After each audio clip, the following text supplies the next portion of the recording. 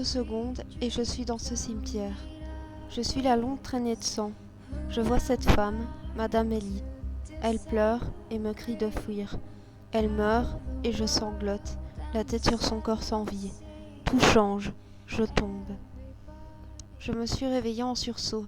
Je pleurais et ma mère est arrivée juste à ce moment. Rosalie, pourquoi pleures-tu, mon cœur me demande-t-elle, se doutant de ce qu'il s'est passé. Madame Ellie, il faut sauver Madame Ellie.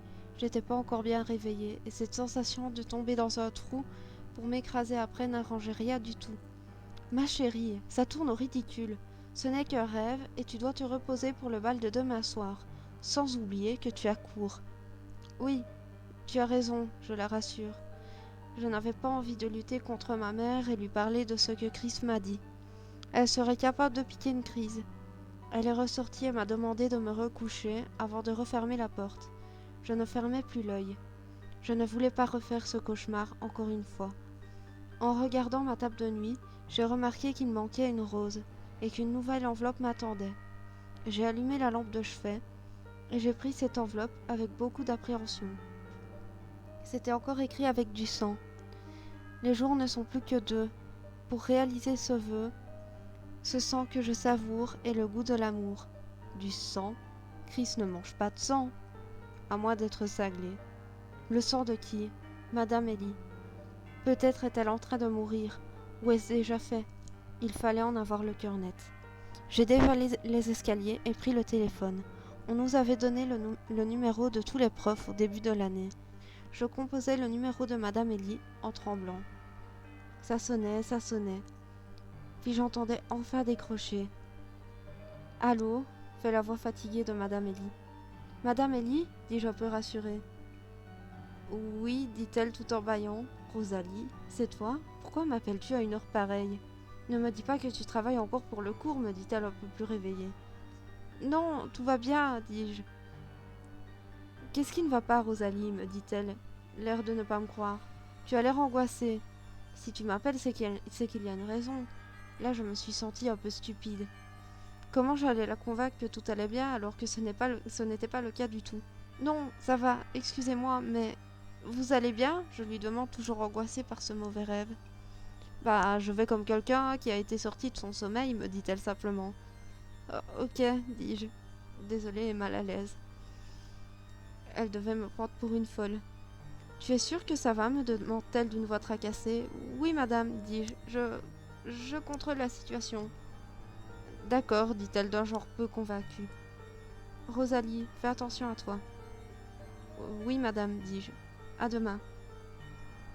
Oui, à demain. J'ai raccroché le téléphone et je me suis laissé tomber misérablement dans le fauteuil qui se trouvait derrière moi. Si Madame Ellie allait bien, vu qu'elle me l'a confirmé, d'où vient ce sang avec lequel on a écrit ces vers plus que terribles? Surtout, qui l'a écrit? Je me suis relevée du fauteuil et je suis retournée péniblement vers les escaliers. De nouveau, je n'ai pas osé fermer l'œil. Plus que 2 fois faire ce cauchemar, et Madame Ellie en risquerait gros. Bien que je ne sois pas certaine que l'on puisse faire quelque chose contre le destin. Le lendemain, j'étais complètement sonnée. J'avais trop besoin de sommeil. Pourquoi Madame Ellie, si douce, si attentionnée? Elle ne mérite pas ça. Elle a souffert toute sa vie. J'ai appris qu'elle s'était mariée et que son mari est mort d'une tumeur 2 ans après. Elle voulait des enfants et son médecin lui a appris qu'elle ne pouvait pas en avoir. Aujourd'hui, elle a 42 ans et elle est en danger. En cours, Madame Ellie avait l'air tout à fait normale. Sauf un détail, sa main gauche était entourée d'un bandage. C'est là que j'ai eu à nouveau l'image des 2 lettres que j'avais reçues en tête. Non, ça ne pouvait pas être ça. Je me suis dit que je commençais à devenir complètement parano. À la fin du cours, j'ai pris mon sac et j'ai tenté de partir sur la pointe des pieds. Rosalie, m'appelle Madame Ellie, tandis que je passais bien derrière sa chaise pour ne pas qu'il lui prenne l'idée de m'appeler. C'était raté. Oui, madame, dis-je complètement grillée. Elle m'a fait signe de venir à côté d'elle. Je me suis avancée vers elle, qui finissait de ranger ses affaires dans son sac. Tu vas bien? Me demande-t-elle en refermant ce dernier. Oui, ça va, dis-je après avoir bâillé de fatigue. Elle m'a pris la main. Rosalie, dit-elle comme si elle s'adressait à un enfant, il est préférable que tu ne viennes pas ce soir. Pourquoi? Me suis-je exclamé à dîner. J'ai fait quelque chose de mal? Écoutez, je suis désolée pour cette nuit, Rosalie, me rappelle-t-elle à l'ordre. Je ne te parle pas de ça, même si je suis persuadée que ça ne va pas. Regarde-toi. Madame, qu'est-ce qui se passe? Je lui demande inquiète. Vous savez quelque chose? Rosalie, il est préférable que tu fasses ce que je te dis. J'étais dégoûtée qu'elle veuille à tout prix m'écarter du bal. Pour une fois que je sortais m'aérer, ça n'allait pas me faire du tort. Non, je m'indigne. Tant que vous ne me direz pas, il sera hors de question que je quitte l'école en disant à celui dont je suis amoureuse et qui a enfin fini par me parler que je n'irai pas au bal. Quoi? S'exclame-t-elle choquée. Tu es amoureuse de Chris? Ce sont mes affaires. Je t'en prie, je ne veux pas qu'il t'arrive du mal. Quoi? Dis-je en ayant presque assez de tout ce cinéma. Oh, s'il te plaît, contente-toi de suivre mes conseils, dit-elle à court d'arguments et exaspérée par mes questions. Pourquoi vous me surprotégez autant? Je lui demande. En la regardant, j'ai eu l'impression qu'elle allait pleurer. Elle a poussé un soupir avant de me prendre dans ses bras. Je commençais sérieusement à me tracasser. Fais attention à toi, d'accord? Me demande-t-elle désespérée. Je me suis reculée avant de lui répondre simplement. Madame, tout va bien. Je vais au bal, de l'école, danser avec un garçon, c'est tout. D'accord, dit-elle en soupirant, et l'air de penser que rien ne va bien, contrairement à ce que je veux dire. Cependant, il y avait une autre question qui me brûlait les lèvres, et j'ai fini par lui demander ce qu'elle avait fait à sa main. Oh, dit-elle, c'était en cuisinant hier soir. Vous l'avez mise dans le mixeur ou quoi? Je lui demande presque choquée. Non, je me suis blessée avec un couteau. Mais comment vous avez fait? Comment a-t-elle pu se planter un couteau au centre de sa main?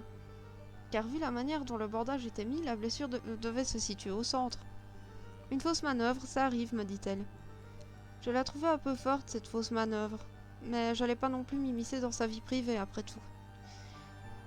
J'ai regardé ma montre, pensant que je devais encore m'apprêter pour ce soir et aussi étudier encore un peu. Bon, je file, dis-je en prenant mon sac, que j'avais posé à côté de moi entre-temps.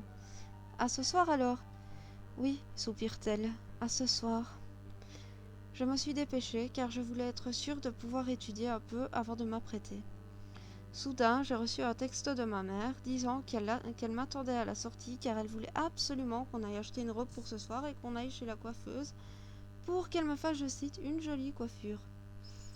Je me suis dit qu'étudier sera pour demain. Après tout, je connaissais tous mes cours par cœur. Mais bon, j'aime bien être sûre que la leçon soit entrée correctement dans ma tête.